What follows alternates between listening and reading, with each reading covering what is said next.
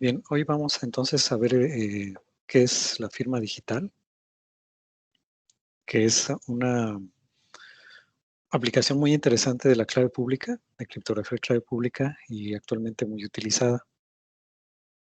Entonces, bueno, me imagino que ya ustedes más o menos ya tienen una noción, ¿no?, de qué se trata. Em, pues seguramente ya lo han visto en en algunas otras materias, ¿no? O en otras partes, ¿no? Pero bueno, vamos a profundizar un poquito sobre el tema de firma digital. Que no confundir, bueno, ya ven que ahora con el tema de la pandemia y todo esto, pues se está usando mucho documentación electrónica y bueno, se han popularizado mucho aplicaciones como DocuSign o de ese tipo, o de Adobe, el Adobe Pro y esas que tienen algo que le llaman firma electrónica, ¿no? Pero que en realidad es como plasmar, pues, una imagen, ¿no?, de una firma autógrafa. Bueno, eso no tiene nada que ver con esto. Em, digamos que es otra manera en la que se está trabajando para generar documentos, pues, documentos digitales, pero obviamente, pues, ese es nada más como un sustituto, digamos, de la firma autógrafa que no tiene las garantías de seguridad que ofrece la firma digital. Por supuesto que estampar una imagen de una firma autógrafa, pues, cualquiera que tenga esa imagen lo puede hacer, entonces no hay garantía pues, de la autenticidad de la firma, ¿no? Entonces, nada más se ha hecho como sustituto, ¿no?, digamos, de la firma autógrafa. Pero realmente la firma digital, como vamos a ver, pues sí es realmente cumple las funciones de una firma autógrafa, una firma hecha a mano, pero además va más allá, ¿no? Tiene otras características que le brindan incluso mayor seguridad que la firma autógrafa. Y fíjense, aquí hay un problema más bien cultural, porque es curioso que si la firma electrónica, la firma digital, como la vamos a ver, es más segura incluso que firmar de puño y letra. Sin embargo, en muchos lugares, en muchas organizaciones, en muchas empresas, sobre todo en organizaciones de gobierno, está, es preferida o no se tiende a considerar como más confiable una firma autógrafa, ¿no? Entonces decíamos, cosa que no es cierto. O sea, como vamos a ver, las firmas digitales son incluso más seguras por las razones que vamos a comentar que incluso la firma a mano, ¿no? Pero les digo, pues es una cuestión cultural, o sea, todavía seguimos así como que preferimos ver un papel impreso con una firma ahí estampada a tener un documento electrónico con una firma digital, aunque lo segundo me brinda mayor seguridad bajo ciertas circunstancias, obviamente, que tener un papel ahí con una firma a mano, ¿no? Entonces, lo que vamos a ver hoy es, bueno, una breve introducción sobre en qué consiste la firma digital, cuáles son los objetivos por los cuales fueron creadas las firmas digitales, un esquema general de cómo funcionan, y luego vamos a hablar ya de las características específicas de los diferentes algoritmos de firma digital, ¿no? De RSA, del GAMAL, de curvas elípticas. Vamos a platicar un poquito sobre funciones hash, que son muy importantes dentro de la firma digital. Y por último, el estándar de firma digital de NIST, ¿no? Eh, del Instituto Nacional de Estándares de los Estados Unidos, ¿no? ¿Ok? Entonces, eh,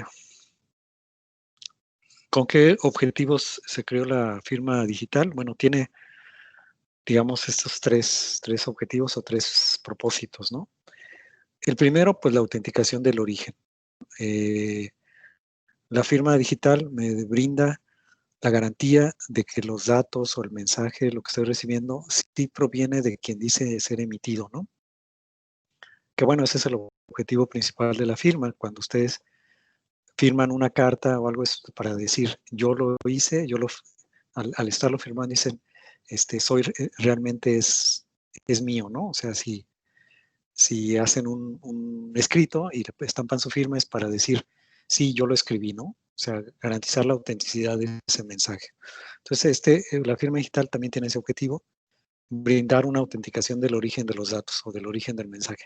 Que cuando nos llegue el mensaje, al verificar la firma, estemos seguros de que quien lo emitió es quien dice ser, ¿no? La autenticidad de su origen, de su emisor, ¿no? De quién lo emitió. Entonces, ese es el objetivo principal. Y también la firma autógrafa pues cumple ese objetivo, ¿no? Si les digo, si escribo una carta, hago un oficio, un documento y pongo mi firma, es para decir sí, yo lo estoy emitiendo, ¿no?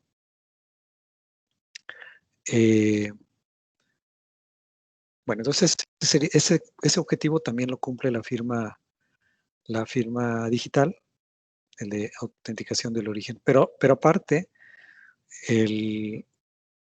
tiene otros dos objetivos.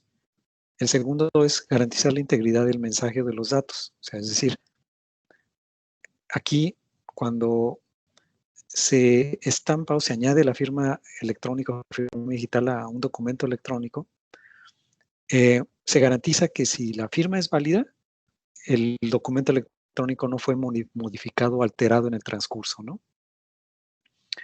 Es muy importante esto porque, bueno, sobre todo en un documento electrónico. En un documento electrónico pues, son bits y bytes, ¿no? Son bytes que se pueden editar, se pueden modificar en el camino, ¿no? En lo que llega del emisor hacia el receptor, pues puede ser alterado, ¿no? En las redes actuales no hay manera así sencilla de determinar cuando en el trayecto un mensaje fue modificado. Bueno, la única manera de hacerlo, pues actualmente es a través de la firma electrónica o firma digital, donde si el mensaje es modificado o alterado de alguna manera en el transcurso, la firma deja de ser válida, ¿no? Fíjense que aquí, porque digamos la firma, en este caso la firma digital va ligada al contenido del mensaje.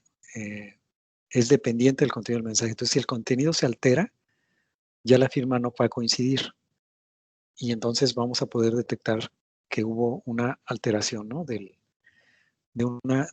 mensaje o de los datos. Entonces, eso es muy importante. Fíjense que esta característica de verificación de integridad no la proporciona la firma autógrafa, ¿no? En el caso de la firma autógrafa, el que yo vea la firma no es garantía de que el contenido del mensaje no fue alterado. Todos sabemos, ¿no? Esta práctica que luego tienen algunas empresas de que le hacen firmar al empleado cuando entra documentos a lo mejor en blanco, ¿no? Bueno, pues, si se firma en blanco, pues después ellos pueden poner el texto que quieran dentro de ese papel en blanco, ¿no? Y después presentarlo como que yo lo firmé de aceptación, cuando no es así. Entonces, igual si por ejemplo en un documento se dejan, o sea, yo firmo un documento, pero hay espacios en blanco, por ejemplo, entre el texto y mi firma, pues incluso después se puede llenar ese espacio en blanco con algún texto adicional. Yo no me voy a percatar, ¿no? Entonces, fíjense cómo la firma autógrafa no garantiza integridad, ¿no? Por eso es que decimos que la firma digital es más segura que la firma autógrafa, porque la firma autógrafa no tiene verificación de integridad y la firma digital sí. O sea, sí permite, o sea, sí garantiza que si la firma es auténtica y válida, garantiza que el documento no fue alterado, no ha sido alterado. Esa es una característica importante de la firma digital que no la tiene la firma autógrafa. Entonces, por eso decimos que es incluso mejor en ese sentido la firma digital, ¿no? Entonces, también cumple este objetivo, el de garantizar la integridad de los datos, ¿ok? Y el último objetivo que se crea es el no repudio. El no repudio se refiere a que no hay manera, ya que firmamos digitalmente o que una parte firmó digitalmente un mensaje o un documento electrónico, pues no puede rechazar que lo firmó, ¿no? No puede decir, yo no firmé esto, ¿no? ¿Por qué? Porque si la firma es válida, todo parte de que la firma fue generada a partir de la clave privada. Fíjense, todo esto funciona para Para que todo esto funcione, pues tengo que tener implementado PKI, ¿no? Debo tener implementada infraestructura de clave pública. Entonces, si yo tengo bien implementada mi PKI y de tal manera que cada usuario es el único que conoce y resguarda la clave privada, para emitir la firma digital solamente la puede hacer el que posee la clave privada. Entonces, el no repudio consiste en que no hay manera de que el usuario pueda rechazar que le firmó porque él es el único que pudo haber generado la firma digital. Entonces, pues, ¿cómo no? O sea, si aquí está tu firma y solamente tú la puedes generar, pues no puedes rechazar que tú emitiste este documento, ¿no?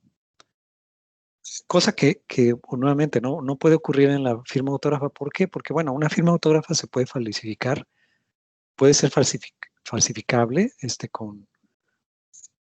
con mayor o menor dificultad, porque, bueno, obviamente hay gente que tiene una firma muy compleja, difícil de replicar, pero la mayoría de la gente tiene firmas relativamente sencillas que alguien muy habilidoso, con mucha capacidad para el dibujo, podría a lo mejor replicar, ¿no?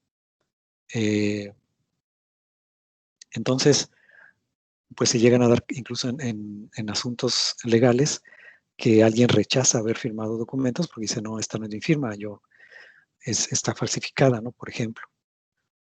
Entonces, el no repudio tampoco es tan fácil de tener en la firma autógrafa. Sin embargo, si está bien, repito, si está bien implementado PKI, de tal manera que no hay manera de que, o sea, es decir, eh, garantizamos que solamente el usuario conoce la clave privada. Si hay esa garantía, pues entonces no tiene manera de negar que él firmó el documento, ¿no? Aquí, repito, enfatizo mucho el punto de que esté bien implementado PKI porque yo he visto implementaciones de PKI donde, por ejemplo, eh, una entidad genera el par de claves, ¿no? Por ejemplo, la clave pública, la clave privada, y esa entidad le hace llegar la clave privada al usuario. Bueno, esa es una mala implementación porque ahí ya no se garantiza que solamente el usuario conoce la clave privada. La clave privada también la conoció la entidad que generó las claves. Y si ella además las almacena, pues peor, porque ¿cómo sabemos que nadie más tuvo acceso a ese almacenamiento? ¿No? Entonces, ahí está mal implementada PKI. O sea, se tiene que implementar de tal manera que solamente el usuario pueda generar la clave privada y solamente la pueda tener. Y además se le responsabilice del uso de ella, ¿no? Entonces, para que pueda tener no repudio, debe haber este cuidado en la implementación de garantizar que solamente el usuario conoce la clave privada. Y si es así, pues entonces podemos asegurar que hay no repudio, ¿no? Entonces, si observan, pues tenemos esas tres características muy importantes de la firma digital: autenticación del origen, la integridad y el no repudio, que en una buena implementación de PKI nos las garantiza, ¿no?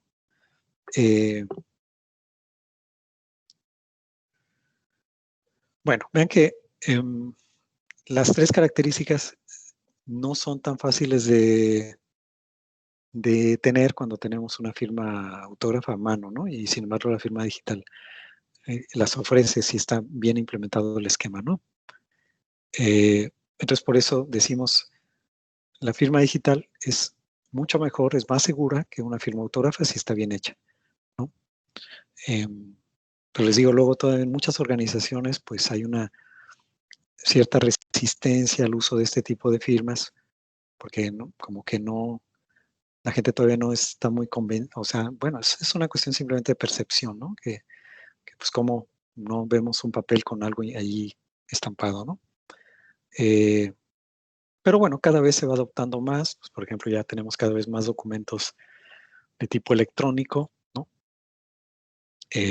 Hacemos uso de la firma electrónica para nuestras declaraciones de impuestos, pues ahora ya sacan la cédula profesional de manera electrónica, o sea, cada vez se va extendiendo más el uso.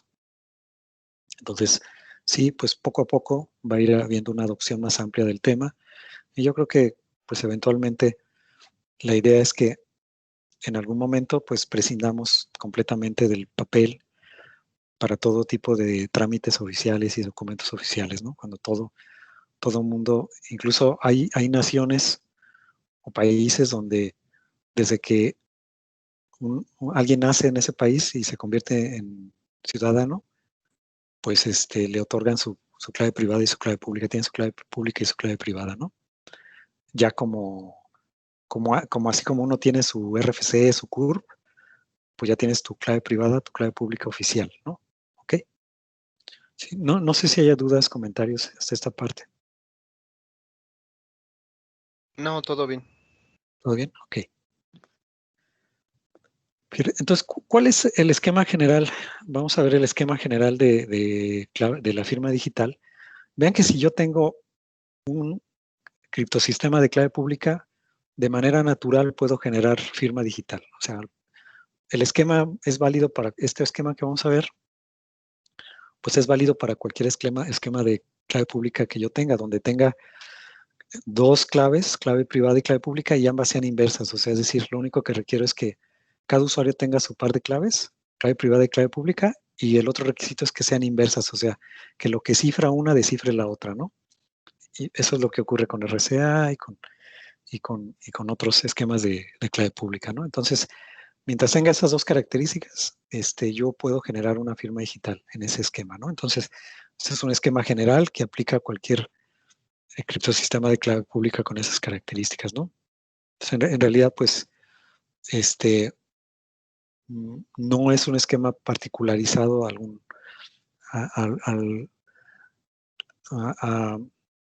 que tenga que hacer especial, sino este es un esquema general, pero bueno, vamos a ver más adelante que sin embargo, se adapta a las características propias de RCA o de curvas elípticas para facilitar el cálculo, ¿no?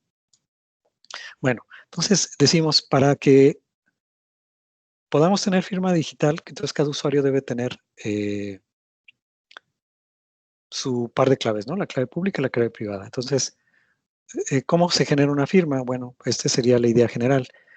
Si Alicia quiere enviar un mensaje M que debe llevar su firma, quiere firmar ese mensaje para Bob, de manera de que Bob pueda verificar la autenticidad del mensaje que lo envió realmente a Alicia. Quiere verificar la integridad, que el mensaje no fue alterado en el camino y Bob estar seguro de que Alicia después no va a rechazar que emitió ese mensaje, pues Alicia entonces con esos propósitos va a estampar la firma en el mensaje, ¿no? Para esto, pues Alicia calcula el hash. El primer paso es obtener el hash del mensaje. ¿Sí? Ese hash pues es un algoritmo que me va a generar un bloque de tamaño fijo. Entonces, en general, el hash es una función que hace ciertos cálculos de tal manera que su entrada es una cadena de longitud variable.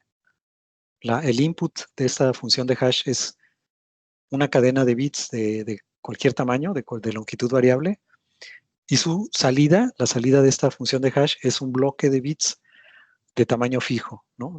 Siempre es de un cierto tamaño fijo que depende del algoritmo. La mayoría de los algoritmos generan bloques de hash de 128 bits o de 256, aunque hay algunas funciones de hash nuevas, como el caso de Keccak, que pueden generar, yo puedo definirle de qué tamaño quiero el bloque de salida, ¿no?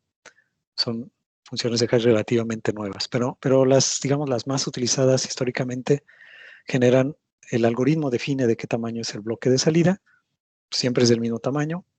Les digo, típicamente está entre los 128 o los de 156 bits, ¿no? De tamaño del hash.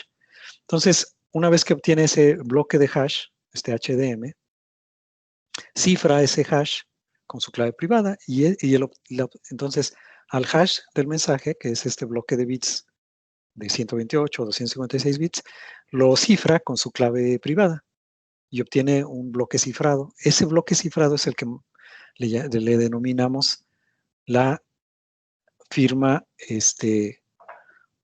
la firma digital, ¿no? Eso es lo que denominamos la firma digital. Entonces, ya Alicia envía el mensaje firmado a Bob, que es el mensaje más como un apéndice, pues la firma digital, ¿no?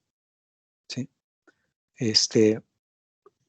bueno, lo envía como un apéndice, como un anexo del mensaje para que Bob lo pueda verificar, ¿ok? Hasta aquí, ¿bien? ¿Qué tendría que hacer Bob para, teniendo el mensaje y el cifrado del hash, eh, hacer la confirmación del documento o del mensaje, pues? Sí, vamos para allá. Ah, ok. Esta es la verificación de la firma. O sea, ¿qué tiene que hacer Bob? Bob, digamos, recibe el mensaje con su apéndice, con la firma digital. ¿Qué tiene que hacer? Pues bueno, tiene que obtener la clave pública de Alicia. ¿Sí? Bueno, si obtiene la clave, ¿dónde va a estar la clave pública de Alicia? Bueno, la obtiene a lo mejor de algún directorio, se la hace llegar a Alicia, etcétera, ¿no? O sea, él la tiene que obtener de alguna manera. Bueno, luego vamos a platicar un poquito más sobre la seguridad de esto, ¿no? Luego, entonces, como tiene el mensaje, debe saber qué función de hash utilizó Alicia. Usualmente, pues también eso se ponen de acuerdo dentro del PKI, ¿no? ¿Cuál va a ser las funciones de hash que vamos a utilizar? En algunos casos, la información de la función hash viene dentro del mismo mensaje, ¿no? Por ejemplo, es lo que hace, por ejemplo, aplicaciones como PGP, o sea, me indican cuál fue el hash utilizado para que yo lo pueda calcular.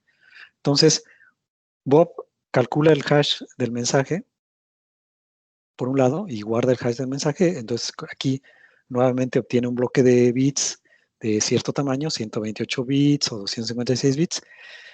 Y luego, con la clave pública de Alicia, descifra la firma digital. ¿Sí?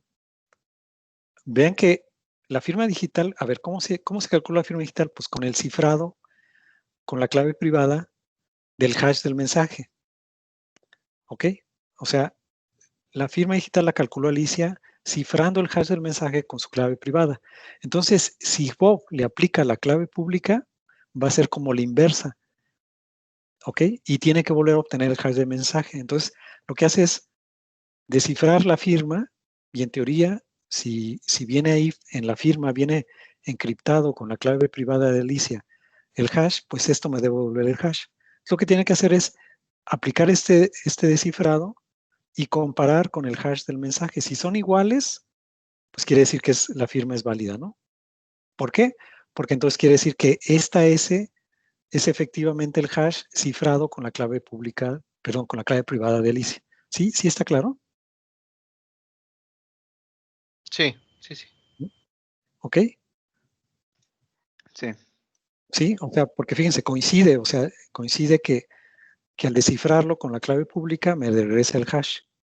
Si me regresa el hash, quiere decir que ese es efectivamente el cifrado del hash con la clave privada de Alicia. ¿Ok? Si no coinciden, una de dos. Sí. O esta no fue cifrado con la clave pública perdón, otra vez. O la S no fue generada con la clave privada de Alicia. Entonces no es la clave privada de Alicia. O dos, el mensaje fue alterado y cuando calculo acá el hash, ya no coincide con el hash que venía acá. ¿Ok? Entonces, cuando no cuadra esta igualdad, hay dos posibles causas. La clave pública no era la clave pública de Alicia, ¿sí? O dos, el mensaje fue alterado en el camino y el hash ya no es el mismo. ¿Ok? ¿Sí está claro? Sí, sí queda claro. ¿Ok? ¿Sí? Ulises. Doctor, disculpe. Sí. ¿Sí se escucha? Ay, perdón, es que creo que tengo medio bajo mi volumen. Sí, adelante. Perdón. Yo tengo una duda. Entonces, bueno, con esta parte que nos explica, se comprende, ¿no? Que se verifica que la firma pues fue entregada por cierta persona, pero para corroborar el tema de la integridad de los datos, se tendría que hacer entonces el almacenamiento del hash para poder verificar la información del documento. ¿Cómo almacenarlo? O sea, dices tenerlo en algún lado.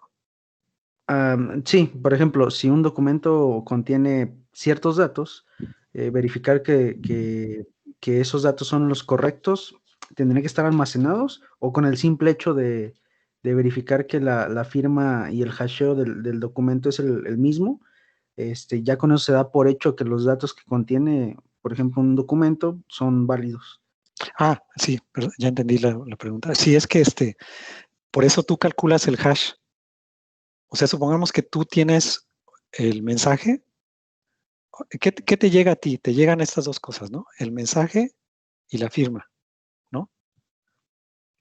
¿Cómo calculas? Vuelves a calcular. Si ya tienes el mensaje, vuelves a calcular el hash del mensaje. Y lo comparas contra lo que te dé el descifrado de la firma. Si son iguales, es válido. Pero entonces quiere decir que cada vez cuando vas a verificar, tienes que sacar otra vez el hash del mensaje. Tú lo calculas, o sea, tomas el mensaje y le sacas su hash nuevamente. Para eso necesitas saber qué función de hash fue utilizada. No sé si me explico. No la necesitas almacenar. Lo calculas nuevamente cuando vas a verificar la firma. ¿Ok? Si fuera un documento electrónico, a ver si es más o menos la duda que tiene. Si fuera un documento electrónico, por ejemplo, por decir algo, un acta de nacimiento, vamos a poner un ejemplo, ¿no? El acta de nacimiento, vamos a poner que es una, a ver, vamos a poner un caso así como tratando de hacerlo muy, muy concreto. Vamos a poner que tú emites un acta de nacimiento electrónica, ¿no? El acta de nacimiento electrónica tendría que tener un formato, ya, o sea, no puede ser un texto así abierto, ¿no? Vamos a suponer que es un XML, ¿ok? Ese XML no puede ser en tu XML o un JSON, digamos, bueno, vamos a poner un XML, que es lo más común. El XML va a tener ciertos campos que están definidos. Va a venir la ciudad, cuál es el nombre de los padres, cuál es el nombre del que está ahí en el acta de nacimiento, en qué fecha se registró, bla, bla. ¿Ok? Entonces, ¿cómo se calcula la firma electrónica? La firma electrónica la tendría que emitir una entidad de gobierno, ¿no? Entonces, lo que haría la entidad de gobierno es extraer los campos que se van a firmar. A veces no se calcula, ya en la vida real no se calcula el hash de todo el documento, sino que se concatenan ciertos campos. Por ejemplo, haz de cuenta, a lo mejor extraes la fecha, de fecha de nacimiento, perdón, el nombre del individuo, o sea, ¿sí me explico? Ciertos campos del documento XML, los concatenas, ¿no? Te da una cadena de longitud arbitraria, le calculas el hash, ¿ok? Y eso lo encriptas, esto sería en esta parte, ¿no? O sea, calculas el hash y eso lo encriptas con la clave privada de la autoridad que certifica, digamos, que está emitiendo el acta de nacimiento, ¿no? ¿Hasta ahí vamos bien? Sí. ¿Sí? Y entonces añades esa firma, la añades dentro del documento XML como un campo de firma, ¿sí? Y entonces ese documento XML con la información del acta de nacimiento más el apéndice de la firma, ese es tu acta de nacimiento electrónica y te la dan, ¿no? ¿Sí? ¿Hasta ahí vamos bien? Sí. Sí. Ahora, el punto es cómo yo o otra entidad, ¿sí? Supongamos que otra entidad quiere verificar que esa acta de nacimiento es auténtica, ¿no? Creo que la duda es esa, o sea, ¿cómo le va a hacer esa entidad para saber que el acta de nacimiento es auténtica? Bueno, yo le doy el XML, ¿no? ¿Ok? Entonces, esa otra entidad, vamos a suponer que yo solicite empleo en alguna dependencia de gobierno. Entonces me dicen, tu acta de nacimiento electrónica. ¿Ok? Entonces yo le entrego este documento XML. Entonces, esa entidad tiene que obtener la clave pública de quien emitió el acta de nacimiento. Supongamos que hay una clave pública del registro civil, bla, bla, ¿no? Entonces, de algún directorio obtiene la clave pública del registro civil, ¿no? Y entonces vuelve a hacer ese paso, o sea, esa entidad que va a verificar mi acta de nacimiento tiene que extraer los campos que extrajo el otro para calcular el hash, o sea, tendría que hacerlo con una aplicación propia, ¿no? Una aplicación que extrae esos campos, la fecha, el nombre del individuo, bla, bla. Los concatena, calcula el hash y obtiene el hash del mensaje. Luego del mismo documento XML, extrae la firma, le aplica la clave pública de la entidad, o sea, es decir, del registro civil, y obtiene una cadena de bits, la compara con la que él obtuvo por su lado, ¿sí? Si son iguales, ok, dice el acta de nacimiento es auténtica, ok. No son iguales, o no es un documento válido, no lo emitió el registro civil, esa es una posibilidad. O dos, yo le modifiqué algún campo en el XML, ¿no? A lo mejor me habían dado el acta de nacimiento y se me ocurrió editarla y cambiarle la fecha de nacimiento para ponerme más joven, por ejemplo, ¿no? ¿Ok? Pero entonces ya el hash no coincide y por tanto la firma ya no coincide. ¿Sí me explico? Sí. Pero entonces el Sí, que sí. verifica, sí, está claro. El que verifica la firma tiene que volver a hacer ese proceso de sacar el hash y comparar con el cifrado que haga con la clave pública y compararlo con el hash que él calculó a su vez. ¿Sí? ¿Ok? Ok. Sí, doctor, muchas gracias. Sí. Nada más para confirmar, doctor, yo una pregunta. Entonces, para firmar el documento, digamos que lo que se necesita es la clave privada que con la que cuenta, pues, en este caso, quien la va a firmar. Y ya para hacer la verificación, lo necesario es la clave pública. Exacto. Es la Ok, clave pública. ok. Ahora, fíjense, vamos a esos detalles. Hay varios detalles aquí interesantes. Dice que para verificar la firma, Bob tiene que obtener la clave pública de Alicia. Ahora, el detalle es, fíjense, como siempre, el diablo está en los detalles, ¿no? El punto es, para que la firma, además, para que yo confíe en la firma, depende de que ésta sea auténticamente la clave pública de Alicia, ¿no? ¿Por qué? Porque, fíjense, un atacante, por ejemplo, alguien que quisiera enviarme un documento falso con una firma falsa, un posible ataque es que me hiciera llegar una clave pública falsa de Alicia, ¿no? ¿Cómo? Bueno, pues a lo mejor por eso les digo, depende, este paso es crucial porque al decir obtiene la clave pública, dices cómo, ¿no? O sea, el problema es cómo la obtiene, porque depende de la seguridad de esa obtención, depende de la seguridad de la firma, porque al obtenerla, yo también debo de tener la garantía de que esa clave pública es realmente de Alicia, ¿no? ¿Por qué? Porque imagínense que me llega un documento, o sea, fíjense, imagínense que me llega un documento firmado, pero antes de ese documento me llegó un correo de Alicia donde me dice, ¿sabes qué? Cambié mi firma, esta es mi nueva clave pública. ¿Ok? Y yo la tomo y digo, ok, gracias Alicia, y tomo esta clave pública, pero es falsa, o sea, fue un falso mensaje emitido por un atacante. ¿Ok? Entonces, aquí el problema del esquema de firma es que su seguridad también radica, uno de los aspectos de la seguridad del esquema es que, ¿cómo garantizamos que las claves públicas son quien dice ser? ¿Sí? Por ejemplo, decíamos, supongamos que una entidad de gobierno emite, no sé, actas de nacimiento o actas de matrimonio, lo que quieran, y la clave pública tiene que ponerla disponible en cualquier lugar porque, pues imagínense, cualquier entidad que quiera verificar esas actas oficiales tiene que obtener la clave pública y la tiene que obtener fácilmente, ¿no? Entonces, lo más fácil sería colocarla en un servidor público, en un servidor web o qué sé yo, en un directorio público, de tal manera de que quien quiera verificar va ahí y ahí toma la clave pública.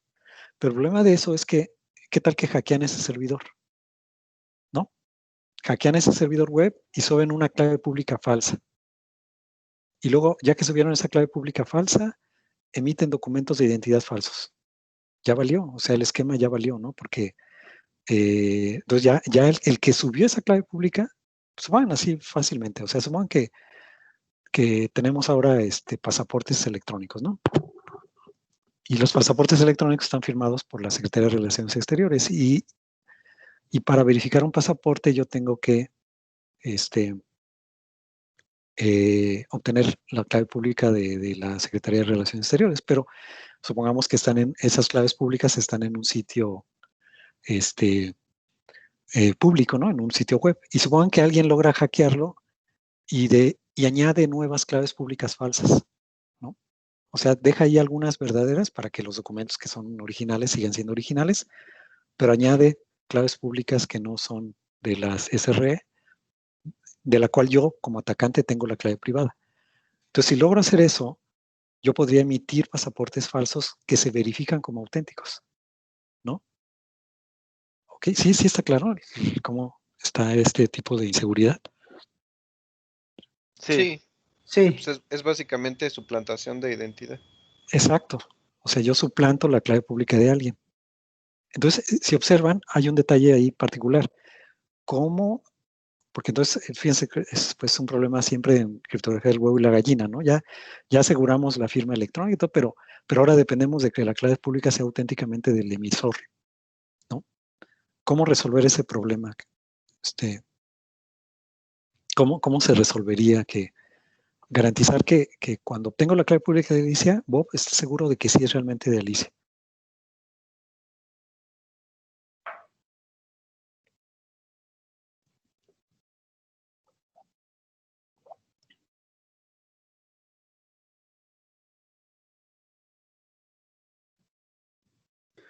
disculpen, no sé si exista alguna forma de comprobar, no sé, el par de llaves generadas que son pues el par adecuado. No sé si eso sirva.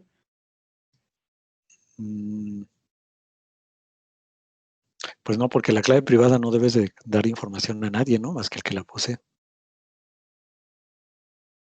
O sea, yo debo de alguna manera siempre, miren, siempre que me llega una clave pública de alguien, debo de tener manera de verificar que esa clave pública sí es de alguien, porque en eso descansa la seguridad del esquema. Ahora, miren, hay dos maneras actuales de tener esto. Bueno, tres, digamos. Voy a hablar de otra que es como muy experimental, pero por lo menos hay dos que se usan actualmente. Una es con una red de confianza. A ver, que es el esquema que utiliza PGP, por ejemplo, OpenPGP o esos esquemas. En el esquema de red de confianza es que yo recibo claves públicas y compruebo con el que las remite que sí es, ¿ok? De alguna manera, o sea, ¿cómo? Pues contactando al emisor. Es decir, por ejemplo, supongamos que nosotros vamos a comunicarnos en un esquema de PKI, ¿ok?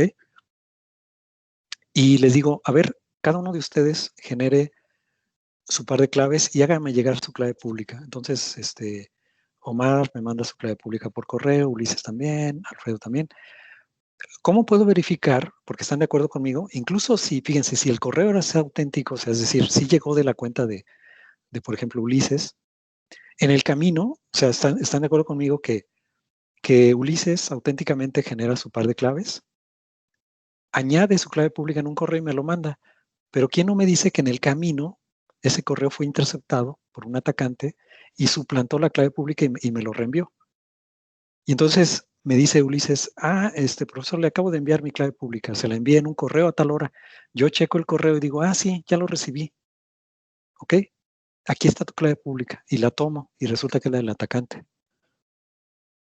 ¿Sí? ¿Cómo puedo verificar que la que me envió Ulises sí es auténticamente la que me llegó? Bueno, tengo que hacer alguna verificación de algún tipo. Lo que se hace usualmente es de la clave pública se saca un fingerprint. ¿Qué es un fingerprint? Pues nuevamente es como un hash de la clave pública que usualmente me arroja una cadena de caracteres en hexadecimal. Entonces, una manera de verificar que sí es la que él me envió es que yo pudiera hablar fuera de línea con Ulises y preguntarle, oye, Ulises, la que me enviaste, ya recibí tu correo. Viene una clave pública. La clave pública tiene este fingerprint y le digo, es la EF981213 ABC 400. ¿Sí me explico? Entonces él compara y dice, sí, es el mismo fingerprint. ¿Ok? Entonces, esa es una manera de verificar. Suena media, por las piedritas, pero es como funciona en un esquema de confianza PGP, ¿no? ¿Ok? Así lo hacemos en PGP. O sea, en PGP, si alguien me envía su clave pública de PGP, claro, yo lo puedo aceptar y decir, ok, está bien, y le añado a mi llavero de claves públicas. Pero me estoy confiando en que no fue alterada en el camino. La mejor manera es comprobarlo. ¿Cómo? Offline. O sea, decirle, oye, me llegó tu clave pública. El fingerprint es este. Y me dicen, pues sí es este. O si no, pues no es. Ay, caray, pues algo pasó. Me llegó la clave pública. Alguien alteró la clave pública, ¿no? O fue una suplantación. ¿Ok? Esa es una manera. Ahora, si es uno muy paranoico, diría, ¿qué tal que con el que hablé por teléfono sí es Ulises? A lo mejor fue alguien que lo suplantó, ¿no? Sí, entonces, tiene sus desventajas. Esa es una manera de hacerlo, ¿no? Dos, hay otra manera de hacerlo, a través de un certificado digital, ¿no? ¿Qué cosa es un certificado digital? Pues es un documento electrónico donde viene una clave pública. Entonces, una manera alternativa es que me llegara un certificado, por ejemplo, donde me llega la clave pública de Ulises y vienen los datos de Ulises, dice el nombre, pues datos de él, ¿no? Que me ayudan a asegurarme de que es él, nombre completo, a lo mejor su CURP, qué sé yo, ¿no? Y viene su clave pública. Y todo ese documento electrónico viene firmado, trae una firma de una autoridad certificadora. ¿Cuál es la función de la autoridad certificadora? La función de la autoridad certificadora es decir, sí, esta es la clave pública de Ulises, ¿ok? Está garantizándome que esa es la clave pública de Ulises. Pero entonces se vuelve un problema circular, porque entonces, para yo, o sea, ese es certificado digital que me garantiza que, bueno, ¿cuál es el objetivo del certificado digital? Garantizarme que la clave pública que viene ahí es realmente de quien dice ser. Sí, ese es el objetivo del certificado digital. Pero para que yo pueda confiar en el certificado digital, tengo que comprobar la autenticidad del certificado digital. ¿Cómo compruebo la autenticidad? Bueno, nuevamente, el certificado digital viene firmado digitalmente por una autoridad certificadora. Entonces ahora tengo que obtener la clave pública de la autoridad certificadora y checar la firma digital del certificado, ¿no? Se convierte en otro problema circular, porque entonces tengo que obtener la clave pública de la autoridad certificadora. ¿De dónde la obtengo? Pues tengo que obtener otro certificado digital de la autoridad certificadora. Pues se vuelve un problema recurrente, ¿no? De que entonces ahora, ¿cómo garantizo que es el certificado digital de la autoridad certificadora? Pues hay otra superior y así nos vamos. En algún punto se tiene que detener, porque si no me voy al infinito, ¿no? O sea, es decir, nunca termino. O sea, ¿cómo? En algún punto tengo que tener una clave pública que confío que sí es, ¿no? Que esa es y ya. En algún punto me detengo, ¿no? En la práctica sí ocurre, por ejemplo, cuando hacemos navegación segura con SSL o TLS, los servidores me envían su certificado digital. Por ejemplo, si me conecto al sitio de Amazon, por ejemplo, ¿no? Amazon me manda su certificado digital donde viene su clave pública, la clave pública de Amazon. Entonces yo con esa clave pública puedo entonces verificar que lo que viene de Amazon es auténtico, puedo generar una llave de sesión, bla, bla, bla, ¿no? Pero ¿quién me garantiza que ese certificado es auténtico? Bueno, tengo que verificarlo. Obviamente no lo hago yo, lo hace el navegador. Pero el navegador tiene ese certificado de Amazon, lo emitió una autoridad certificadora. Entonces yo tengo que checar la cadena de emisión de certificados, ¿no? De alguna forma. A ver, fíjense, voy a compartir mi navegador para mostrarles esa parte. A ver. Fíjense, voy a compartir ahora navegador para que vean, pues bueno, si no lo habían visto, esta parte de los certificados.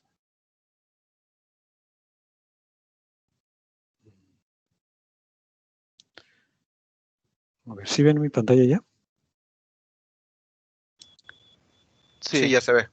Fíjense, aquí cuando me conecto a Amazon me aparece, estoy en HTTPS. Miren que la conexión es segura. Aquí viene el certificado que es válido. ¿Sí? Recuerden, pues, todos los navegadores muestran cuando el certificado no es válido. Aquí viene, puedo ver los detalles del certificado, ¿no? En los detalles viene para quién fue emitido para amazon.com.mx. ¿Cuál es la autoridad certificadora que lo emitió? Es DigiCert Global CA G2. Es decir, esta autoridad certificadora me está asegurando que la clave pública que contiene este certificado es válido. ¿Ok? Pero, bueno, y viene un periodo de validez. O sea, les digo, un certificado tiene un cierto formato que generalmente es el X509 versión 1. O bueno, no me acuerdo qué versión es, pero es X509. Y aquí vienen los detalles del certificado. Vienen los campos.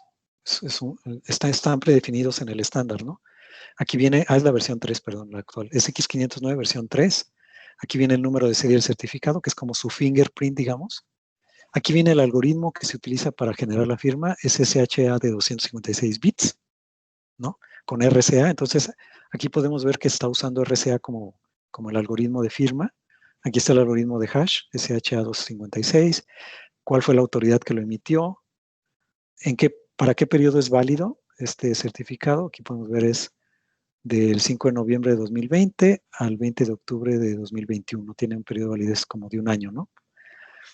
¿Para qué se emitió? Bueno, ¿cuál es el objetivo del certificado? ¿A quién se le emitió? Aquí está. Viene el common name, la organización, la localidad, el estado y el país.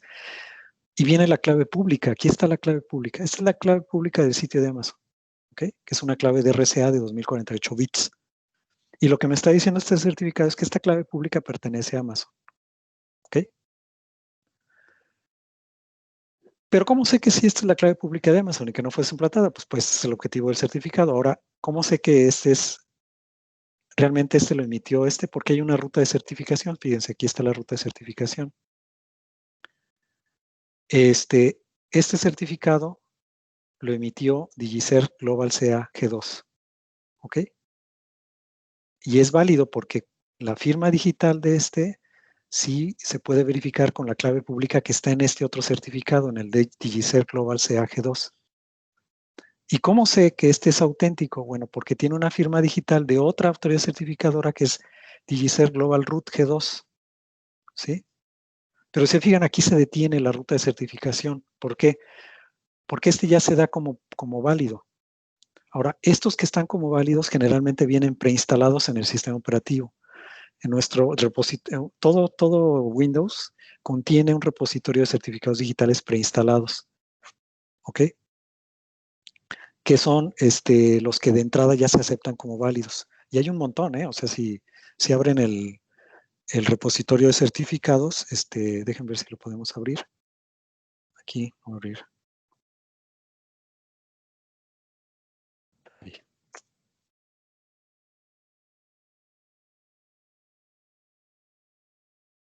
El repositorio de certificados. Aquí está administrar. Uy. Ay, ¿qué estoy haciendo?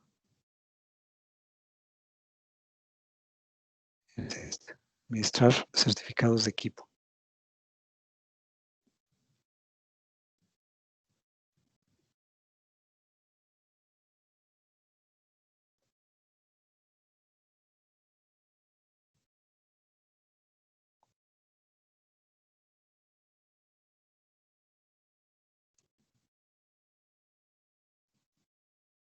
A ver.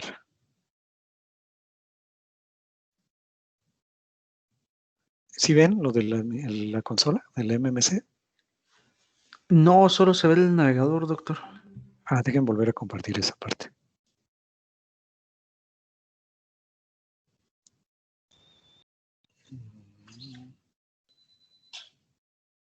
Vamos a cerrar esto.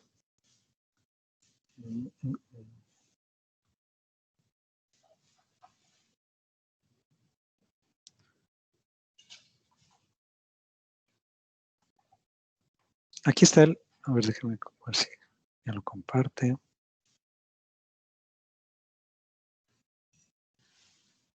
¿Sí ven ahora sí la ventana de administrador certificados?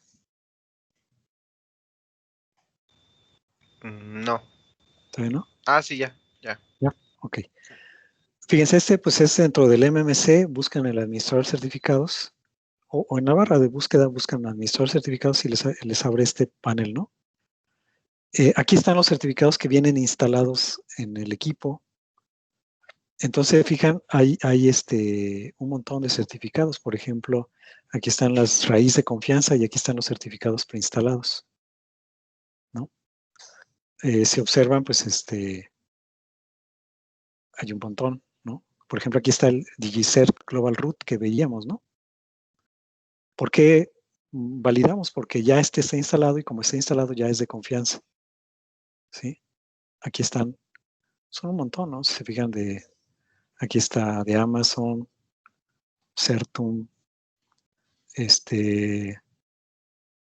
DigiCert, Entrust, varias compañías que emiten certificados, ¿no? Global Sign, etcétera, ¿no? De Microsoft, ¿no? Etcétera, ¿no? Y se pueden añadir e instalar aquí certificados en los cuales confío. Por ejemplo, aquí hay certificados personales, ¿no? De aplicaciones que lo requieren, por ejemplo. En fin, o sea, entonces en algún momento nos detenemos porque ahí llegamos hasta un certificado que confiamos que es la mayoría de la gente no lo sabe, pero pues ya trae su sistema operativo instalado muchos certificados ya de confianza, ¿no? Digamos, en los cuales confiamos y decimos, sí es original, ¿no? Y aunque no lo sepamos, ¿no? ¿Ok? Entonces, ahí se detiene la cadena de verificación de un certificado. Decíamos, en algún punto se tiene que parar y decir, en ya confiamos que sí es, porque si no, pues nunca terminaríamos, ¿no? Sí, sí está claro. Se fijan, aquí puedo yo abrir cualquiera de estos, ¿no? Y ver su contenido. Por ejemplo, a ver, fíjense. Cualquiera de estos, el de DigiCert que veíamos, aquí está, ¿no? Se fijan, este es un certificado raíz, o sea, es raíz, y tiene una periodo de validez muy amplio, está desde el 2006 hasta el 2031.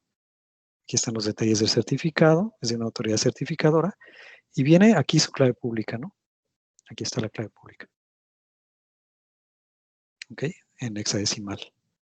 Son los 2048 bits de RCA, de clave pública, en hexadecimal, ¿no? Y aquí está la ruta de certificación, pues no hay ruta de certificación porque ese es un certificado, digamos, válido por sí mismo, ¿no? Acuérdense que hay certificados autofirmados en donde yo mismo garantizo que ese certificado es mío, ¿no? ¿Sí? Que serían los autofirmados. Entonces, este ya se toma como un certificado válido porque es de raíz, ¿no? ¿Sí? Más o menos. Sí. Sí. Ok, déjenme regresar a la presentación. Entonces, así es como funciona el esquema de certificados en PKI. O sea, es un esquema para garantizar que las claves públicas son de quien dicen ser. ¿Sí? Entonces tenemos, voy a regresar a la presentación. Tenemos tenemos dos métodos actualmente. Uno es ¿cómo garantizamos que la clave pública es realmente Alicia? Un método es preguntándole a Alicia y verificando con ella a través de la fingerprint de la clave pública para comparar y ver que sí es realmente la que ella tiene. Dos, o a través de certificados digitales, ¿no? La más ampliamente utilizada actualmente es certificados digitales. ¿Por qué? Porque es más práctica, digamos. O sea, es decir, yo no tengo que estarle preguntando a cada usuario si su clave pública es esa. Imagínense que me envía para una de Microsoft, le tuviera que contactar a Microsoft para preguntar, oigan, si es esta la clave pública, pues imagínense, nunca van a contestar, ¿no? Entonces, la manera más práctica es a través de certificados digitales. Y les había mencionado una tercera, que esa casi no se usa, es una propuesta que se ha hecho varias veces, que es ligar la clave pública a la identidad del usuario. ¿Cómo? Que hay esquemas en donde la clave pública se genera a partir, por ejemplo, del nombre del usuario o del correo electrónico, ¿no? Entonces, si por ejemplo la clave pública está ligada al correo electrónico,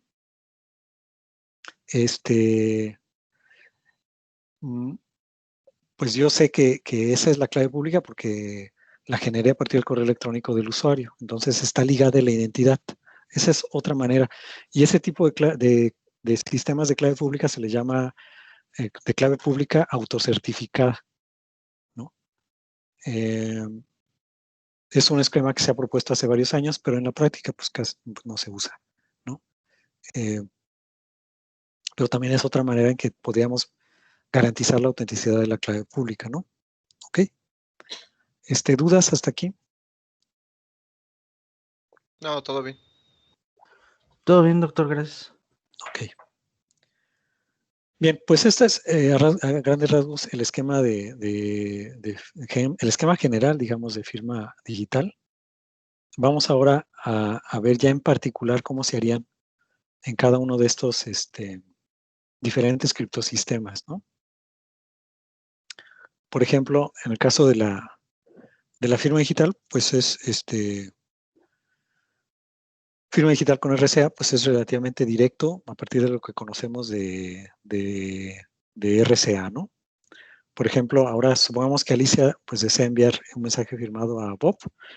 Entonces Alicia tiene que hacer lo siguiente, bueno, toma el mensaje y calcula pues el mensaje acuérdense que en el caso de RSA tenemos dos exponentes, el exponente privado y el exponente público, y que son inversos, módulo, un número n. ¿Se acuerdan que todos los cálculos en RSA se hacen respecto a un módulo de un entero que se calcula a partir del producto de dos primos? ¿Okay? Acuérdense que cuando se generan los claves, se generan dos primos muy grandes. El producto de esos dos primos es el módulo, que en este caso es NDA. Y a partir de ahí generamos un número aleatorio que esté entre 1 y la función de Euler de n. Y calculamos, ese es nuestro, digamos, exponente privado. Y calculamos el inverso multiplicativo respecto al módulo phi de n. Y así obtenemos el exponente público y el exponente privado. Entonces, lo que hace Alicia es elevar el mensaje al exponente. Bueno, en realidad aquí, bueno, hay un pequeño detalle. No es el mensaje, acuérdense, es el hash. Aquí sería el hash del mensaje. Pero es lo mismo, ¿no? El hash del mensaje lo eleva a su exponente privado y lo saca módulo NDA. Y esa sería la firma. ¿Ok? Entonces, la firma es el hash del mensaje elevado al exponente privado de Alicia, ¿no? Módulo NDA. Entonces envía el mensaje anexándole la firma digital de ese. ¿Qué tiene que hacer el Bob para verificar la autenticidad del mensaje? Pues es obtener la clave pública de Alicia. ¿En qué consiste la clave pública de Alicia? Es un exponente público, el que le llamamos el exponente público y el módulo, ¿no? Son esos dos. Y entonces, ¿qué tiene que hacer? Pues tomar la firma y elevarla al exponente público, ¿no? Módulo NDA. Y ese obtiene algo que le llama el M'. Si M' es igual a M, pues la firma es válida, ¿no? Por lo que decíamos. Es decir, porque acuérdense que el exponente público y el exponente privado, o sea, EDA y DDA son como exponentes inversos. Me vuelven a regresar el original. Entonces, lo que yo calcule con el exponente privado lo va a regresar a su forma original con el exponente público. ¿Ok? Entonces, si son iguales estos dos, M' y M, pues la firma es válida. O sea, es decir, sí fue generado con el exponente privado y no hubo modificación del mensaje en el camino, ¿no? ¿Ok? En caso de firma digital RSA, es muy, muy sencillo el esquema, ¿no? O sea, el algoritmo es muy directo. Como se saca el hash, se eleva al exponente privado y esa es la firma digital. ¿Cómo se verifica? Se eleva a la firma al exponente público, lo que me regresa es el hash, lo calculo con el hash que calculé aparte del mensaje y si ambos coinciden, la firma es válida, ¿no? ¿Ok? ¿Sí? ¿Dudas hasta aquí? No, todo bien. Todo bien, doctor. Gracias. Fíjense entonces que, ¿qué necesito para generar una firma en RSA? Calcular un exponente. para verificar la firma, calculo otro exponente. Aquí es cuando comentábamos que el cálculo de exponentes, digamos, se puede hacer de manera más o menos eficiente, pero acuérdense que en RCA, si yo tengo claves de 2048 bits, eso eso significa que voy a tener que hacer cálculo de números enteros de 2048 bits. Y decíamos que hacer operaciones con enteros de ese tamaño, porque o sea, voy a tener que hacer cálculos de multiplicaciones, sumas, etcétera, más o menos un buen número de cálculos, con enteros de ese tamaño. Voy a ver cuántos, si son 2048 bits, a ver cuántos bytes serían. Bueno, sería 2048 entre 8. Son 256 bytes. Son enteros de 256 bytes. Entonces decíamos que implementar firma digital en dispositivos móviles a lo mejor no es muy viable, ¿no? Como comentábamos la clase pasada, porque voy a tardar un buen rato en hacer el cálculo de la firma o en reverificar la firma, ¿no? Entonces, RCA, por el tamaño de llaves que se requieren y el hecho de que al calcular una firma hay que elevar una potencia, y verificar la firma implica elevar una potencia, va a ser pues medio pesado para realizar en un dispositivo móvil, ¿no? Y ya no digamos en IoT o una cosa de esas. ¿Ok? Para eso, entonces, bueno, pues tenemos otro que es el GAMAL.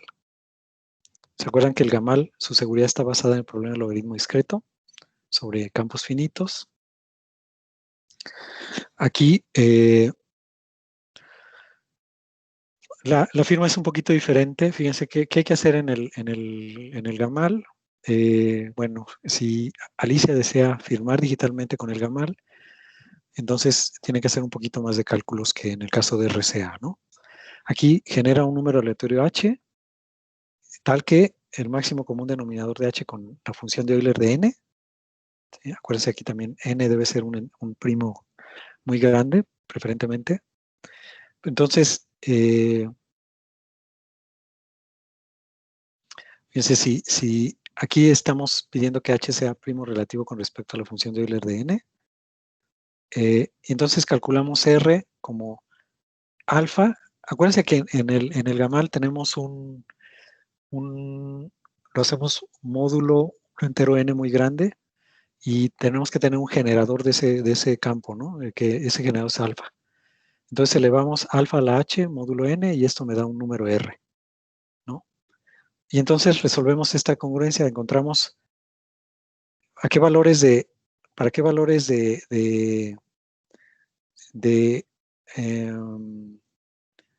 S y de A. Aquí, fíjense, conocemos H, que es este número aleatorio, y conocemos R, que es alfa a la H módulo N, ¿no? Entonces conocemos R y H, y aquí queremos conocer A y S, ¿no? Tales que sean igual al mensaje. ¿Cómo obtenemos esto? Bueno, podemos utilizar el algoritmo extendido de Euclides, ¿no? Para calcular esto. Entonces, resolvemos esta congruencia, y entonces la firma digital para el mensaje M es el par RS, ¿no? Este número que obtuvimos y el S que obtenemos acá. Esa es la firma digital, ¿no? Es un poquito más complicado que RCA, ¿no? ¿Qué tiene que hacer para el Bob para comprobar que la firma es auténtica? Pues tiene que calcular R a la S, que es alfa a la H a la S módulo N, ¿no? Y calcular alfa a la A, ¿no? Fíjense, bueno, alfa a la A, pues esa no la tiene que calcular. Esta es la clave pública de Alicia. Entonces toma la clave pública de Alicia y le eleva a la R, módulo N, ¿no? Entonces, fíjense, le llega a RS, entonces calcula R a la S, que sería esto, alfa a la H a la S, y toma la clave pública de Alicia y la eleva a la R, módulo N. Entonces multiplica estos dos valores, R a la S, por ahí. Pero fíjense aquí, por propiedades de exponente, este sería alfa a la AR más HS, pero precisamente esto es igual a M, porque así lo calculamos. Entonces esto le va a dar alfa a la M módulo N. Entonces, ¿qué tiene que hacer? Comprobar que el resultado de esto es igual a alfa a la M módulo N. Si son iguales, quiere decir que esta congruencia es válida, ¿no? Y esta congruencia la calculó a partir de la clave privada. Entonces, la firma es auténtica. Es un poquito más complicado, o mucho, no sé cómo lo ven ustedes, el gamal que RCA y requiere muchos más cálculos, ¿no? ¿Ok? Y brinda más o menos una seguridad equivalente a RCA. Por eso es que en la práctica el gamal no se usa mucho, se utiliza más la firma digital RCA. ¿Por qué? Porque es más fácil de calcular, más simple de verificar el mensaje, ¿no? ¿Hasta aquí dudas? No, todo bien. Todo bien, gracias. Ok, perfecto. Entonces ahora, firma digital de curvas elípticas. Bueno, en realidad la firma digital de curvas elípticas es como la adopción del gamal para curvas elípticas, ¿no? Es muy parecido. Bueno, vamos a ver qué consiste. Ah, no, perdón, esta no es la del gamal curvas elípticas, este es como el DSA curvas elípticas. Bueno, en fin. Aquí, nuevamente, Alicia debe tener sus claves pública y privada en curvas elípticas. ¿Se acuerdan? Para curvas elípticas, la clave pública es un punto sobre la curva, ¿no? Y la clave privada es un entero. ¿Cómo se obtiene la clave pública a partir de la privada? Bueno, se eleva el generador del punto sobre una curva elíptica a la clave privada de Alicia. O sea, es decir, ¿se acuerdan? P es el punto generador de la curva elíptica, ¿no? D es la clave privada, es decir, ¿y cuál es la clave pública? El punto Q que se obtiene de hacer D por P, ¿no? ¿Se acuerdan? Eso lo vimos en la clase pasada. Entonces, ¿cómo genera la firma digital Alicia? ¿No? Entonces, fíjense, utiliza un algoritmo de hash para calcular este valor, que es un entero, que es a partir del hash del mensaje, y luego selecciona un entero al azar K tal que esté entre 1 y K entre N. ¿Qué cosa es N? Es el orden del punto generador de la curva elíptica, ¿no? Bueno, el orden, se elige un punto sobre P sobre la curva, y este es su orden N, que es, debe ser de un orden muy grande, ¿no? Para que se garantice la seguridad del esquema. Entonces, elige un K entre 1 y N, ¿no? Entonces, calcula este punto X1, Y1, que sería K por P, ¿no? Hacer K veces P. Y este es el punto X1, Y1. Y luego hace R igual a X1 módulo N. O sea, reduce la primera coordenada al módulo N, donde el módulo N es el orden del punto P. Y ese obtiene R, ¿no? Y luego utiliza su clave privada para calcular E más RD por K inverso. Acuérdense, este es un entero, entonces obtiene su inverso módulo N y lo multiplica por E más RD. ¿Quién es E? Pues es el hash del mensaje más R. ¿Quién es R? Pues es que obtuvo de X1 módulo N por D, que D es su clave privada. Entonces hace este cálculo y eso es la firma digital, ¿no? Ese es el entero. Entonces Alicia envía a Bob el mensaje M con la firma que es estos dos valores R, que es esto, es casi la coordenada X1 de Y1, y S, que es pues este valor, ¿no? Ahora, ¿cómo verifica la firma, ya que le llega el mensaje a Bob con la firma RS? Fíjense en qué consiste la firma digital en curvas elípticas. Consiste en dos valores enteros muy grandes que dependen del campo subyacente. O sea, si el campo subyacente es de entero de 192 bits, pues estos van a ser dos valores enteros de 192 bits. Eso es curioso porque la firma digital en curvas elípticas no es un punto sobre la curva, nada por el estilo, son dos enteros, ¿no? Ok, entonces, ¿cómo debe de verificar la firma Bob? Pues entonces obtiene la clave pública de Alicia, que se acuerdan es el punto Q, es un punto sobre la curva elíptica, esa es su clave pública. Y Si R módulo n es 0, rechazar la firma. Eso quiere decir que no se puede obtener la firma, entonces se rechaza. Se supone que R debe ser distinta de 0. Por cierto, no lo mencioné acá, pero si R sale 0, se tiene que volver a generar otro entero aleatorio K, ¿no? O sea, Alicia tiene que volver a generar un entero aleatorio K para volver a generar otra firma. Eso es también muy interesante, fíjense, como aquí hay como la firma depende de un entero aleatorio, para un mismo documento la firma puede ser distinta, ¿no? O sea, incluso si está firmando la misma Alicia, como aquí interviene un entero aleatorio, las firmas van a ser distintas cada vez que firme, ¿no? Aunque el documento sea el mismo. ¿Okay?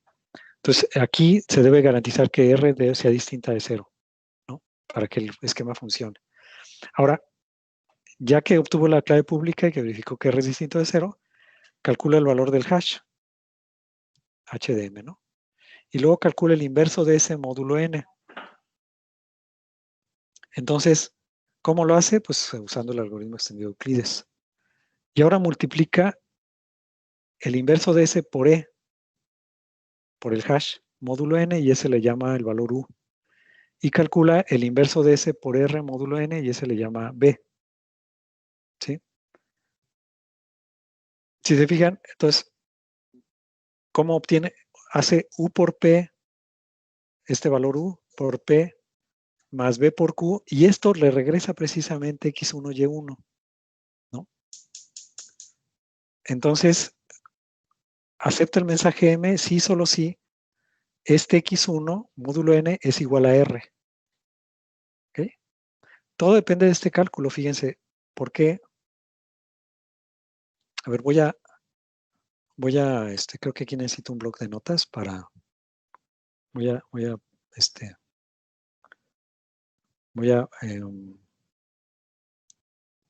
compartir el bloc de notas para ver por qué es cierto, ¿no? ¿Por qué es cierto esto?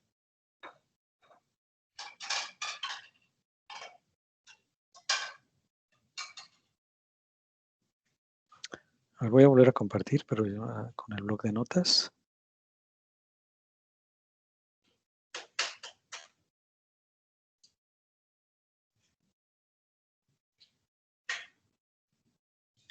A ver, fíjense.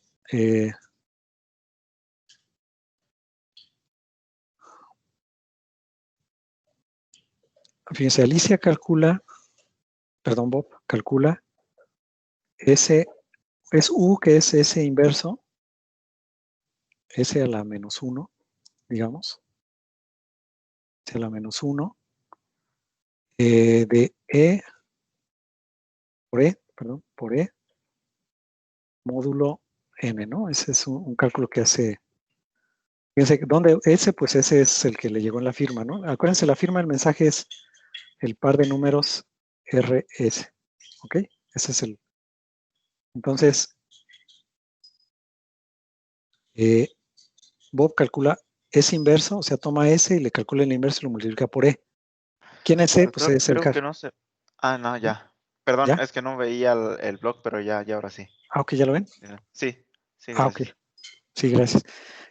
Bueno, decía, Bob obtiene este par de números, R y S, que son la firma. E lo va a calcular a partir del hash del mensaje, ¿no? Él lo puede calcular. Entonces ahora fíjense, calcula U, que sería S inverso. Como conoce S, calcula el inverso de S, usando el algoritmo de Euclides, y lo multiplica por el hash módulo N, y eso le llamamos U. Luego, calcula B, es igual a S inverso, nuevamente, S inverso por E módulo N. Perdón, este es S inverso por R, ¿no? Módulo N. También aquí viene la R, entonces calcula el inverso de S, que aquí viene, y lo multiplica por R, módulo N, y obtiene B. Y luego hace U por P más B por Q. Ahora fíjense, U por P es S inverso, bueno, es realmente S inverso, así que obtuvimos Obtuvimos a U por E. Y eso sería por P, ¿no? Es inverso por E por P. ¿Ok? Más B por Q, pero ¿quién es B? Pues B es S inverso por R por Q, ¿no? Es B y B es esto. Entonces, fíjense, podemos factorizar S inverso, entonces me da S inverso por, sería E por P, más, más, aquí quedaría R por Q. Pero fíjense quién es Q.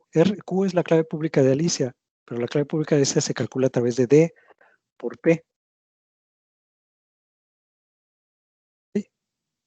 Me queda aquí. Aquí puedo factorizar el punto P, o sea, bueno, pues esto lo puedo poner como S inverso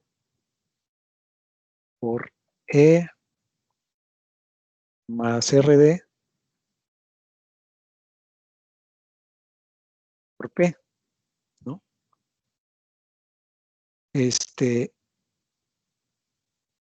Ok, hasta ahí vamos bien. Sí. Sí. Ok, pero fíjense, ¿cómo? Bueno, aquí,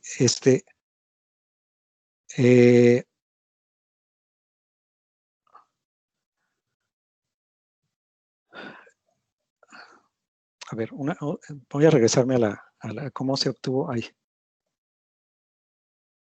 ¿Cómo se obtuvo la firma?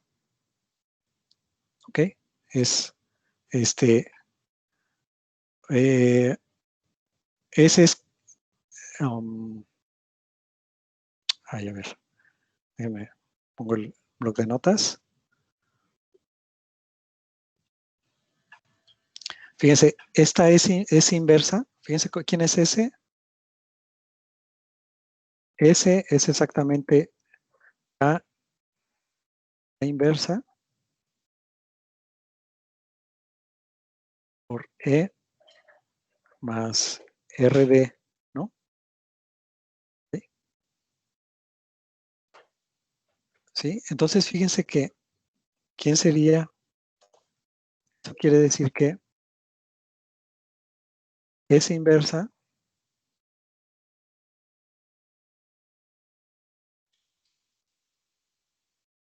a ver, ¿cómo lo ponemos para que me explique? Bueno, S inversa sería igual. Si este era el K inverso, pues va a quedar K por E más RD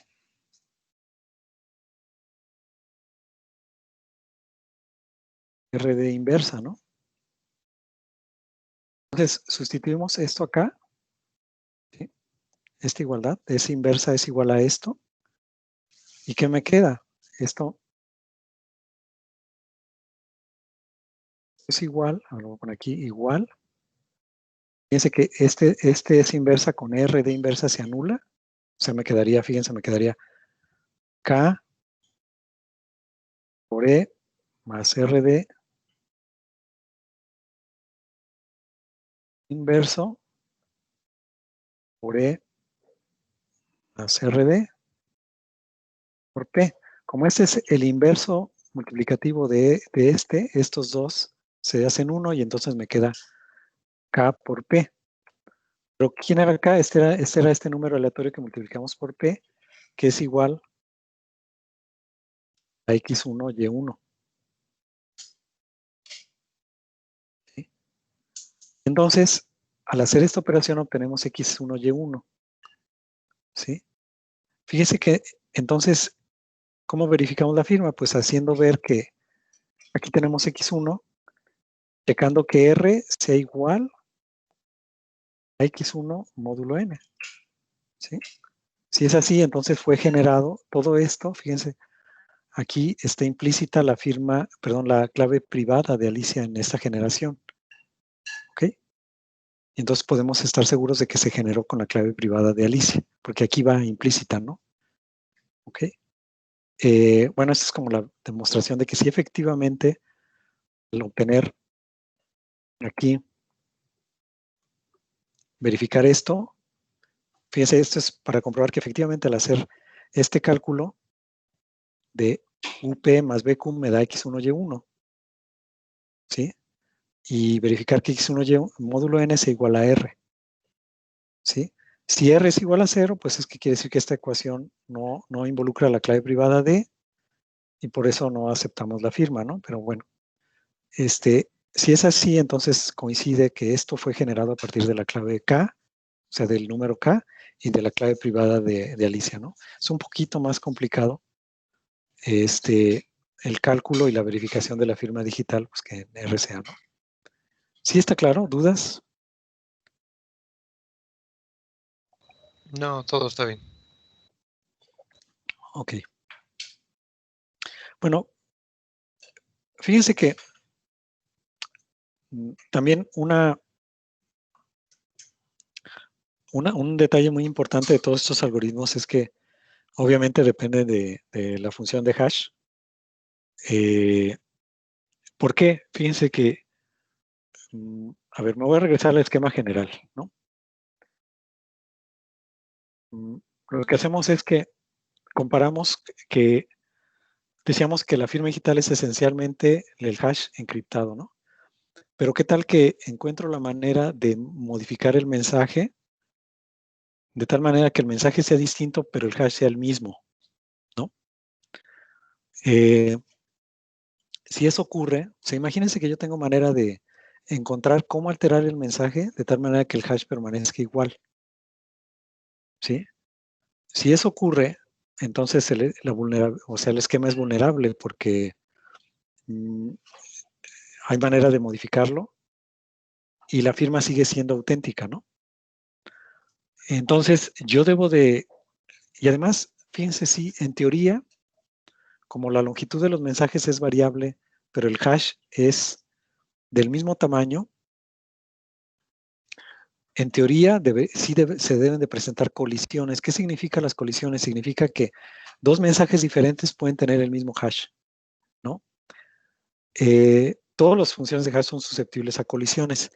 El detalle es que debo de encontrar manera de que sea muy difícil encontrar esas colisiones. O sea, que yo pueda encontrar un mensaje distinto que tenga el mismo hash, ¿sí? Si pasa eso, entonces, de que fácilmente pueda encontrar una colisión, entonces el hash no es seguro. Es un detalle muy importante de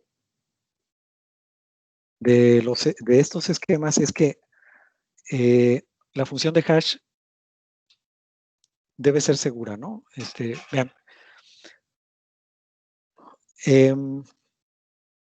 Decimos que una función de hash es segura si para cualquier mensaje M' es difícil encontrar otra M tal que su hash sea el mismo, ¿no? Perdón, aquí debería ser hash de, perdón, aquí hay un error, debe ser hash de M', ¿no? O sea, que sea difícil encontrar dos mensajes distintos que coincidan en el hash, ¿sí? O en otras palabras, una función de hash es segura si es muy difícil encontrar colisiones. O digo, las colisiones existen, pero debe de ser muy difícil encontrar esas colisiones, ¿no? Con el tiempo, pues se han encontrado maneras de encontrar colisiones en algunas de estas. Por ejemplo, en esta, aquí no la tengo tan actualizada porque pues M2, MD4 y MD5 ya no se consideran tan seguras. También se han encontrado vulnerabilidades de colisiones en SHA1, en SHA2. Entonces, actualmente se ha trabajado ya más bien sobre SHA-256 y viene en camino un nuevo estándar de hash que es el SHA-3, que está basado en una función de hash que se llama KECAC. Entonces, hay que tener también cuidado con las funciones de hash porque muchas de ellas ya actualmente son vulnerables a colisiones, o sea, se han encontrado maneras de generar mensajes distintos que me den el mismo hash. Entonces hay que tener mucho cuidado con qué función de hash se utiliza, ¿no? ¿Ok? Bueno, este es el estándar de DSA que propone el NIST, que es una variante del GAMAL. Bueno, ¿cómo funciona esta firma digital del DSA de NIST? Funciona de la siguiente manera. Es una variante del GAMAL. Aquí cada usuario va a generar su clave pública privada de la siguiente manera. Primero es encontrar un número primo que esté entre 2 a la 511 o 2 a la 512. O sea, es decir, encontrar un número primo de aproximadamente 511 o 512 bits. Se encuentra un divisor primo de P-1 que esté entre 2 a la 159 y 2 a la 160, o sea, un divisor primo que tenga más o menos 159 o 160 bits. Y entonces se encuentra un generador del grupo cíclico del primo P de orden Q, ¿no? Y la clave privada entonces va a ser un entero aleatorio que esté entre 1 y Q, ¿no? Esa va a ser la clave privada. Y la clave pública es elevar G, el generador, a la X módulo P. Vean entonces que para encontrar la clave privada a partir de la clave pública hay que resolver el problema del logaritmo discreto sobre este grupo cíclico, ¿no? ¿Sí? Entonces, para elaborar una firma digital, pues hay que calcular el hash, ¿no? Con una función de hash segura. Entonces, lo que hacemos es elegir un entero aleatorio K que esté entre 0 y Q y se calcula este valor, G a la K, módulo P, módulo Q, y eso es esta R, ¿no? Y se resuelve esta congruencia.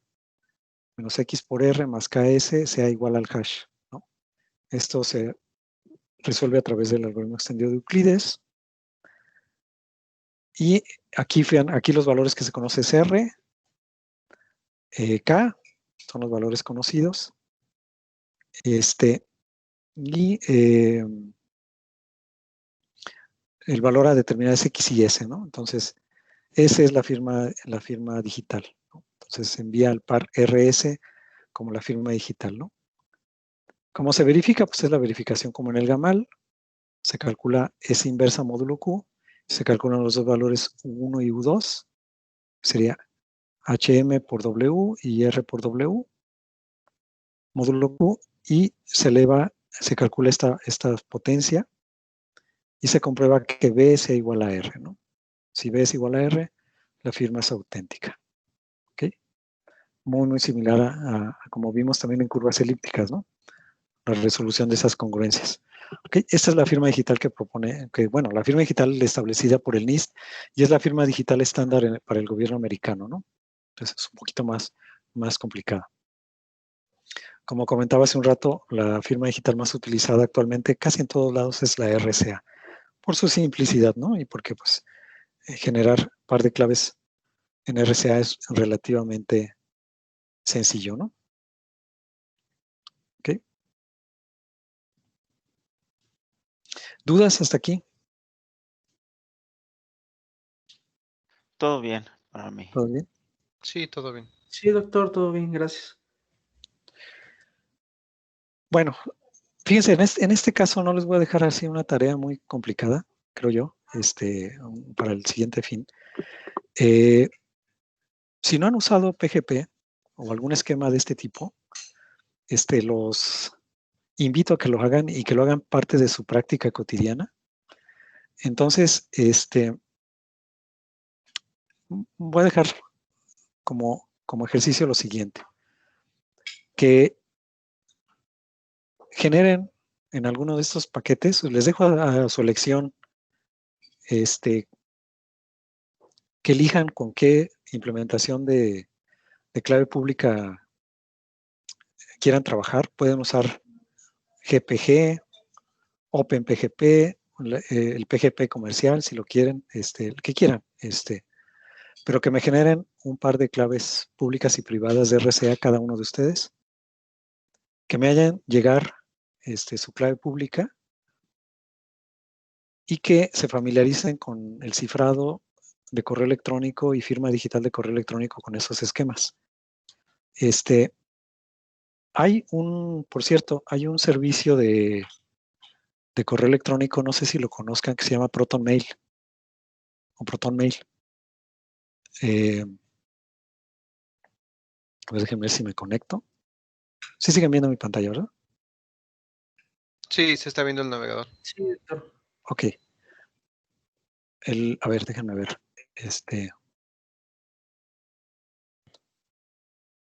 Para Proton Mail.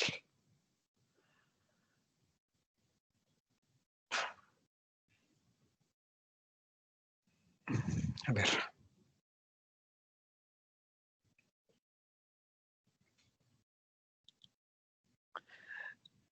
Fíjense, la mayoría de los servidores de correo electrónico como Gmail o Hotmail, pues ofrecen el correo electrónico porque ellos almacenan la información y hacen uso de ella, ¿no? Esto todos lo sabemos. O sea, acuérdense que, ay, no, es que está medio lenta mi máquina. Acuérdense que,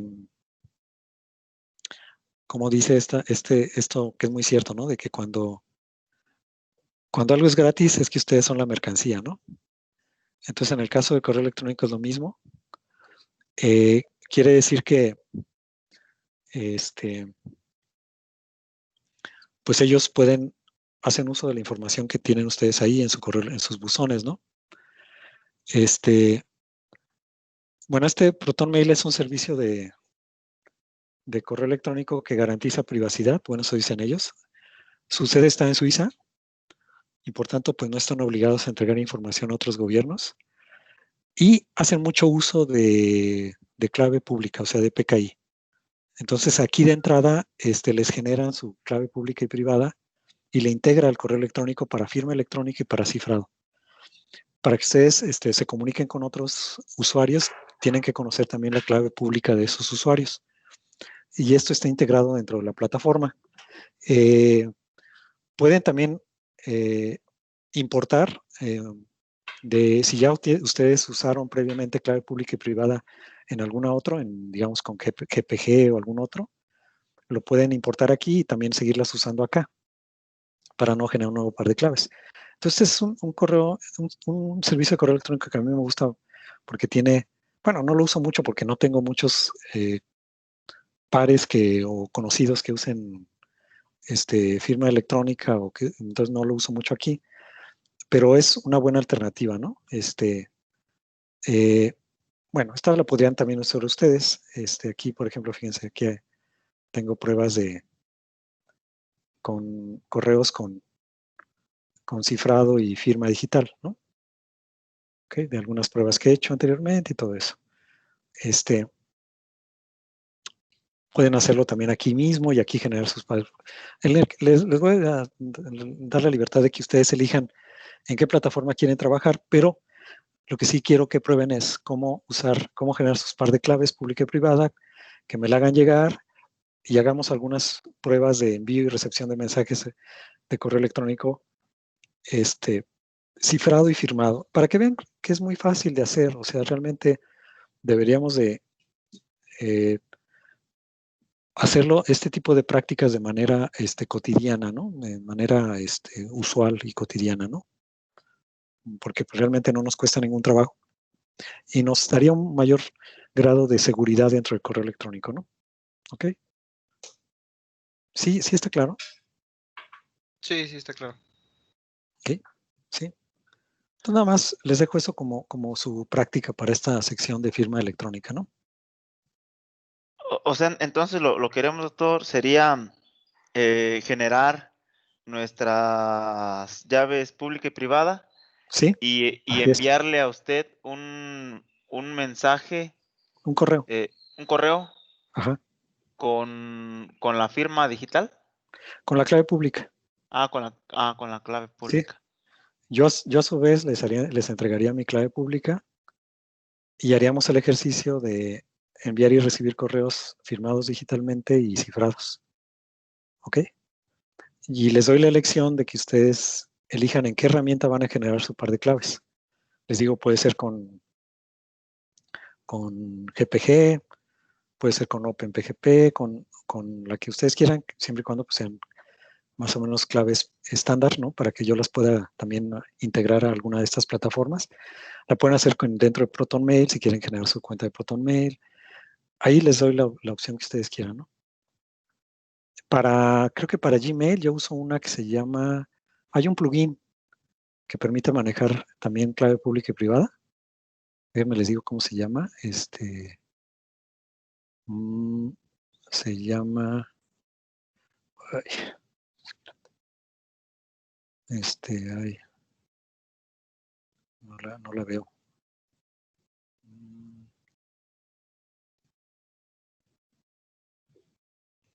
Pero aquí la tengo en el navegador.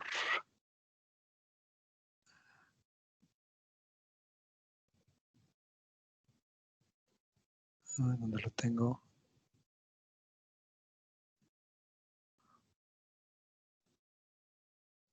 Ay, creo que ya no tengo ese plugin instalado. No sé. Dejen ver. Se llama Mailvelop. Como de envoltura, pero de mail. Mailvelop es un plugin que también permite meter dentro de Gmail clave, o sea, firma digital. También se puede hacer, pero creo que hay otras extensiones del navegador para que dentro del mismo automáticamente puedan añadir la firma digital en Gmail, ¿no? Esa es una extensión de Chrome, se llama Mailvelop. Bueno, a ustedes les doy libertad que investiguen en cuál les acomoda más para manejar clave pública y privada, ¿no? De RSA. ¿Ok? Sí, está bien. ¿La llave pública se la mandamos a su correo electrónico o...? Uh-huh. Ok. Sí. Si me lo envían a mi correo, ya yo lo añado a mi llavero y les envío algún mensaje con mi clave pública también. Y ya a partir de ahí, como yo tengo su clave pública, pues puedo verificar firmas digitales de ustedes o viceversa. Si ustedes tienen mi firma digital, deben de poder, si tienen mi firma digital, pues deben de poder, mi clave pública, deben de poder verificar mi firma digital, ¿no? Ok. Sí. La idea es que, ¿cuál es la idea? Pues si no lo han hecho, si no lo han usado, pues que lo conozcan y que a partir de ahora pues lo utilicen. O sea, deberíamos de implementar siempre en correo electrónico firma digital, ¿no? Para evitar ataques de suplantación, de alteración de correos, todo eso, ¿no? Ok. Muy bien. ¿Dudas? ¿Sí está claro? Sí, todo está claro. Sí, todo bien, doctor. Muy bien. Sí, Bueno, gracias. pues creo, no estoy seguro, creo que tendríamos todavía una sesión más, ¿no? Pero no estoy tan seguro. Me checar el calendario. Porque en principio nos tocaría el 18, ¿no? Perdón, 19. Pues a lo mejor no estoy seguro si todavía vamos a tener esa sesión, pero yo les aviso, ¿no? Ok. Bueno, pues si no hay más dudas, muchas gracias y pues seguimos en contacto. Gracias, doctor. Sí, que pasen Está buen bien, fin de gracias. semana. Igualmente, hasta Igualmente. luego. Gracias, doctor. Hasta luego.